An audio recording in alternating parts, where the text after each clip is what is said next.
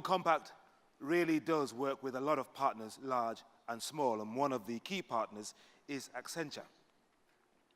They've been doing a lot of work on this, and you mentioned Peter Lacy. Let me just tell you something about him before he comes up on stage. He's the Global Managing Director for Sustainability Services within Accenture Strategy. He's a leading expert on sustainability in areas such as the circular economy that we talked about yesterday, and stakeholder management. That's kind of jargon for how you work with people. And for nearly a decade, Accenture has worked with the UN Global Compact to gather CEO views on the current state and future of sustainability. And he's here today to talk to us about the 2016 UN Global Compact Accenture Strategies CEO study. I'm told it provides exciting insights into where we are along the road toward 2030, which is fast approaching. Please welcome to the stage Mr. Peter Lacy. Okay, Peter? Knock 'em dead. Thank you very much, Henry. Thank you, Lise. And good morning, everyone. I should start by saying, Henry, I'm very jealous of that football, and I have eyes on it for my 3- and 5-year-old sons.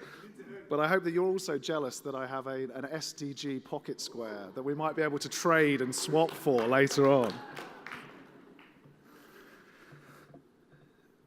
Now is the time to shift away from awareness and commitment to action and impact at scale and at speed.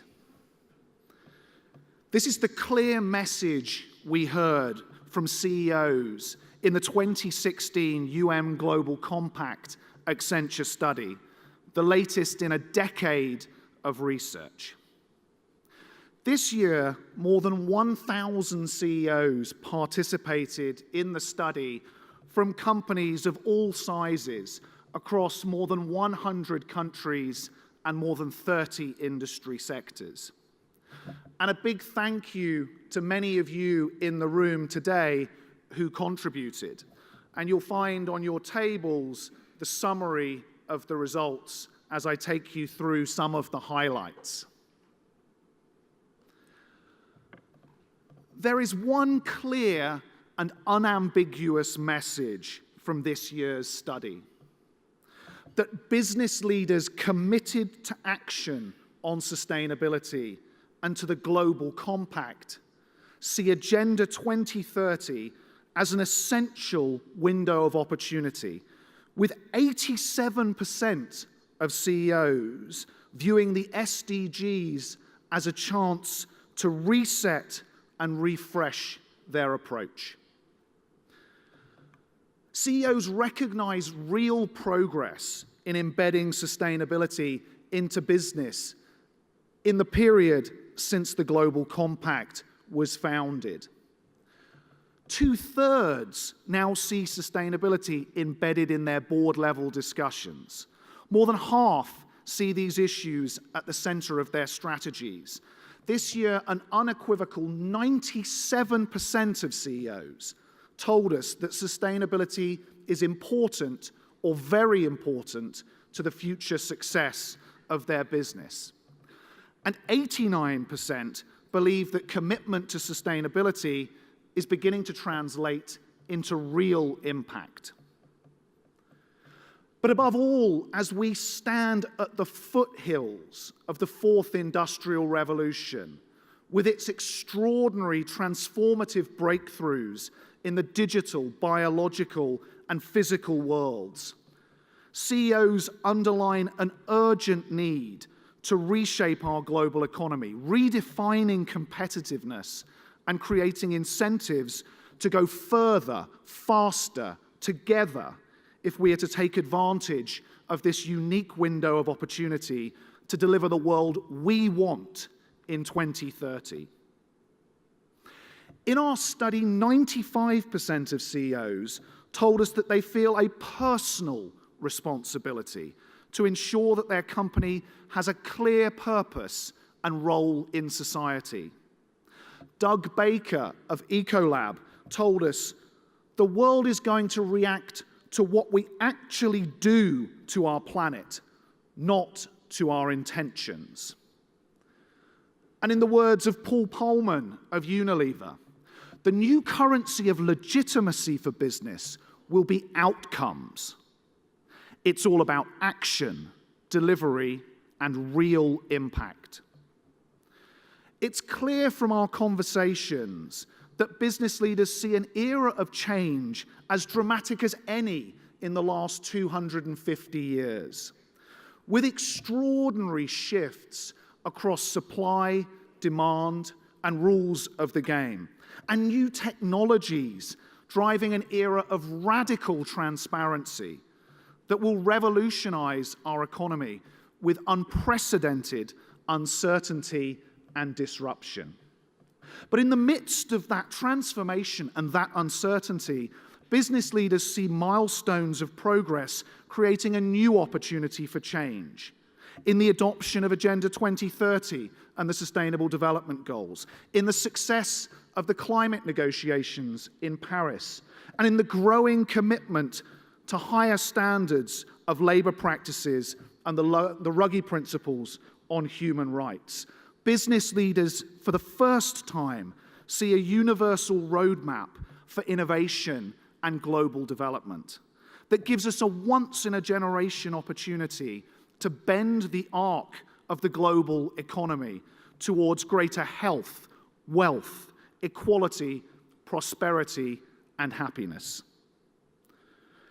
Over the 10 years of the CEO study's lifetime, I've had the opportunity to hear firsthand from more than 250 leading CEOs, and we've received inputs from more than 3,000 CEOs around the world in order to trace how global participant companies have matured in their approach to sustainability. From the beginnings of a new social contract in our first study in 2007, to the 93% of CEOs who told us in 2010 that sustainability would be critical to the future success of their business, to the very real sense of frustration and frustrated ambition that we saw CEOs felt in 2013, where they wanted more from not just themselves, but from investors, from governments, and consumers. This year, for the first time, we see CEOs accepting a new mandate for change.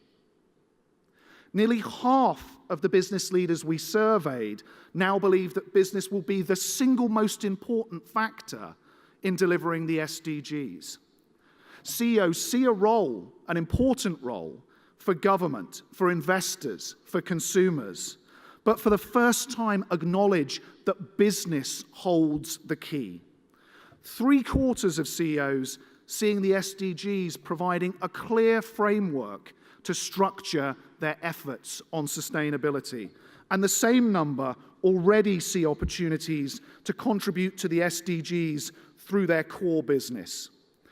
In the words of Bizi Bright, CEO of the Live Well initiative in Nigeria, we are already working closely to pursue the SDGs and align our initiatives and objectives with the goals. Unlocking the potential of business will depend on making a radical shift to go beyond awareness of the challenge and the road ahead, to ignite action, to innovate new solutions that we need.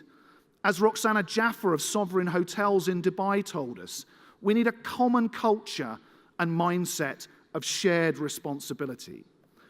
But CEOs are realistic. They see real challenges. First, quantifying the business value of sustainability. Second, aligning market incentives, and in particular, investors. While 88% of CEOs believe investors will be critical, only 10% put investors in their top 3 drivers of activity and investment on sustainability. And also radically rethinking approaches and reinventing innovation in order to deliver sustainability. And we're already seeing breakthrough examples of that, redefining the purpose of business through the circular economy, for example, opening up a $4.5 trillion global economic opportunity to 2030, or through the work with Jesse and the CEOs of the global technology firms and communications companies, looking at how to unlock a $9 trillion prize aligning the SDGs with digital disruption. And to build on the innovation of these pioneers, to address the challenges we face, CEOs believe that accelerating progress will depend on new coalitions, an acceleration of action at the local level, and innovation in new technologies and business models to scale up impact. In closing, business leaders told us that they see a distinctive and differentiated role for the Global Compact, leveraging the reach and power of the UN and the local networks as a global advocate for responsible and sustainable business, expanding commitment to the 10 principles, catalyzing the business contribution to the SDGs, and driving real impact on the ground, building new coalitions across business, government, and civil society for action. The moments that shape our economy and our society are often apparent only in hindsight. But with Agenda 2030, business leaders tell us that for the first time, they see a common vision and understanding that can transform global markets in the decade ahead. Now is the time to shift from awareness and commitment to action and impact at scale and at speed, enabling business to do what it does at its best, create a thriving global economy capable of delivering real sustainable development. Enough for all, forever. Thank you very much.